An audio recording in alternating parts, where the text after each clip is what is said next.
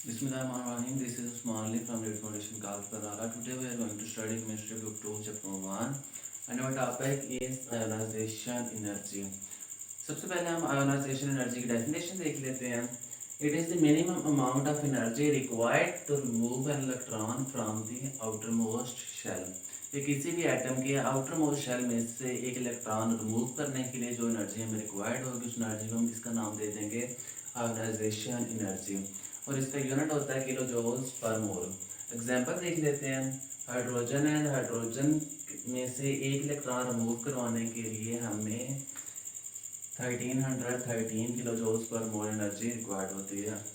Magnesium के case में एक इलेक्ट्रॉन रिमूव करवाने के लिए हमें 738 किलो जूल्स पर मोल एनर्जी रिक्वायर्ड होती है. यहाँ पे एक इम्पॉर्टेंट क्वेश्चन है, why second ionization energy is higher than the first ionization energy. कि एक एलिमेंट है, एक एटम है जिसमें से एक इलेक्ट्रॉन पहले से रिमूव है, जैसे कि मैग्नीशियम है. जब हमने इसमें से एक इलेक्ट्रॉन और रिमूव करवाना तो उसकी वैल्यू हायर क्यों होगी? इसकी वजह ये है क्योंकि that electron is removed from an already positive ion.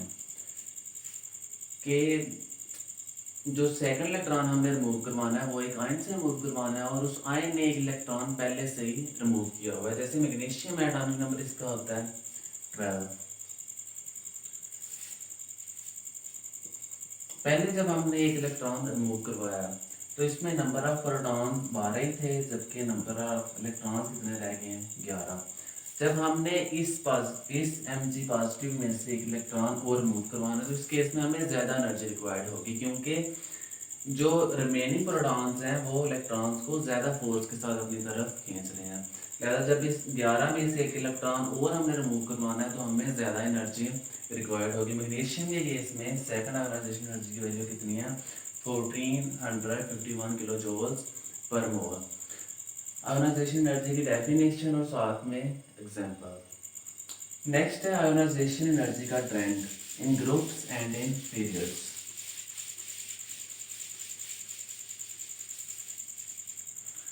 सबसे पहले हम देख लेते हैं इसका ट्रेंड इन ग्रुप्स.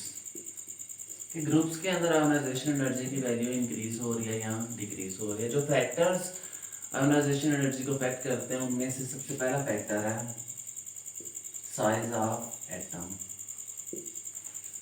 जो ग्रुप्स में हम ऊपर से नीचे मूव करते हैं फ्रॉम टॉप टू बॉटम, जो साइज ऑफ एटम है वो इंक्रीज करता चला जाता है. साइज ऑफ एटम के इंक्रीज होने की वजह से जो न्यूक्लियर चार्ज है वो डिक्रीज होता चला जाता है. और shielding effect, forces of repulsion between the electrons, वो इंक्रीज होता चला जाता है due to increasing of shells.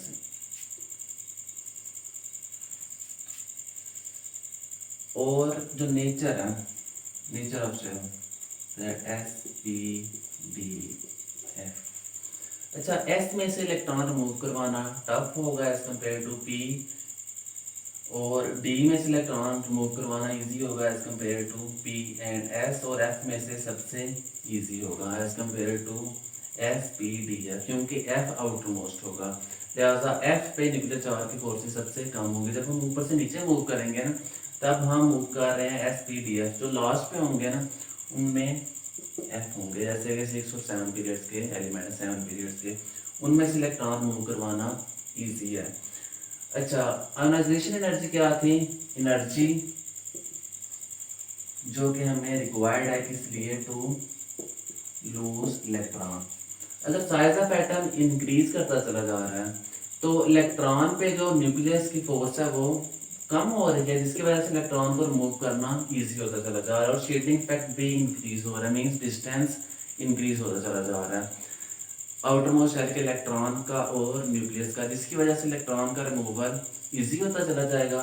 लिहाजा हम कह सकते हैं कि ग्रुप्स के अंदर आयोनाइजेशन एनर्जी की वैल्यू डिक्रीज करती है, इलेक्ट्रॉन का रिमूवल इजी है.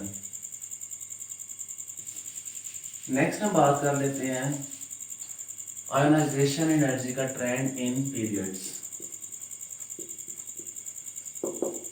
फ्रॉम लेफ्ट टू राइट, कि यहाँ पे आयोनाइजेशन एनर्जी इंक्रीज कर रही है, यहाँ डिक्रीज कर रही है। जब हम पीरियड्स के अंदर मूव करते हैं तो साइज ऑफ एटम डिक्रीज करता चला जाता है।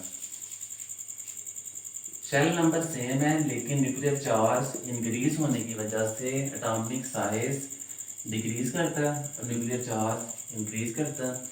और जो शील्डिंग इफेक्ट है, शील्डिंग इफेक्ट सेम रहता है। क्यों? क्योंकि नंबर ऑफ शेल्स भी सेम है। नंबर ऑफ शेल्स सेम है तो शील्डिंग इफेक्ट सेम रहेगा। आयोनाइजेशन एनर्जी क्या आती है? Energy required to remove an electron. अगर साइज ऑफ एटम डिक्रीज कर रहा है, छोटा एटम है, तो हमें ज़्यादा एनर्जी प्रोवाइड करना पड़ेगी इलेक्ट्रॉन को रिमूव करवाने के लिए। न्यूक्लियर चार्ज ज़्यादा है तो एनर्जी भी ज़्यादा होगी और शील्डिंग इफेक्ट सेम ही है। लिहाजा पीरियड्स के अंदर आयोनाइजेशन एनर्जी की वैल्यू इंक्रीज करती है। क्वेश्चन पूछा जा सकता है कि डिफाइन आयोनाइजेशन एनर्जी, तो आपने आयोनाइजेशन एनर्जी डिफाइन करनी है और साथ में एक एग्जांपल लिखनी है। नेक्स्ट है जिसका ट्रेंड ग्रुप्स और पीरियड्स के अंदर। तो ट्रेंड लिखते हुए आपने ये फैक्टर्स लाजमी मेंशन करने हैं और उसके बाद आपने लास्ट में लिख देना है कि इन फैक्टर्स की वजह से आयोनाइजेशन एनर्जी इंक्रीज हो रही है या डिक्रीज हो रही है। ये था जी हमारा आज का लेक्चर, इसमें हमने आयोनाइजेशन एनर्जी को डिस्कस किया है। थैंक यू, अल्लाह हाफिज़।